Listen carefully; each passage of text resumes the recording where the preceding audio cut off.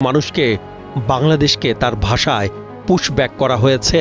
চিহ্নিতকরণের তালিকা যত লম্বা হবে ততই পুশব্যাক বাড়বে বলে জানান তিনি।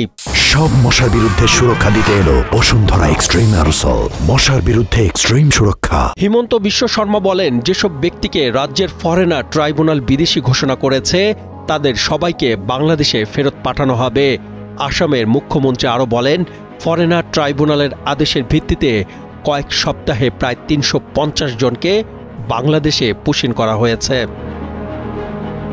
২০২৪ সালের অক্টোবর মাসে ভারতের সুপ্রিম কোর্টের একটি রায় বলা হয়, ১৯৭১ সালের ২৪ মার্চের পর যেসব ব্যক্তি আসামে প্রবেশ করেছেন তারা ভারতের নাগরিক হিসেবে বিবেচিত হবেন না।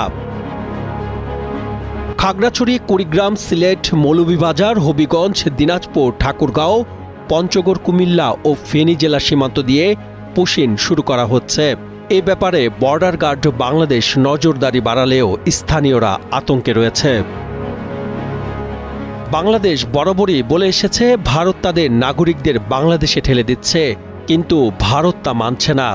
বিএসএফের সঙ্গে পতাকা বৈঠক, মৌখিক ও লিখিত প্রতিবাদ লিপি পাঠিয়ে জোরালো প্রতিবাদ জানিয়েছে বিজিবি। বিশ্লেষকদের মতে পুশিন সমস্যা বাংলাদেশ ভারতের কূটনৈতিক সমাধান ছাড়া সম্ভব নয়।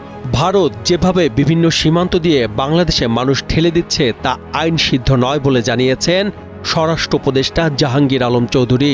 পররাষ্ট্র উপদেষ্টা তৌহিদ হোসেন বলেছেন, ভারত থেকে পুশিন হচ্ছে সেটি বাস্তবিক অর্থে ঠেকানো সম্ভব নয়।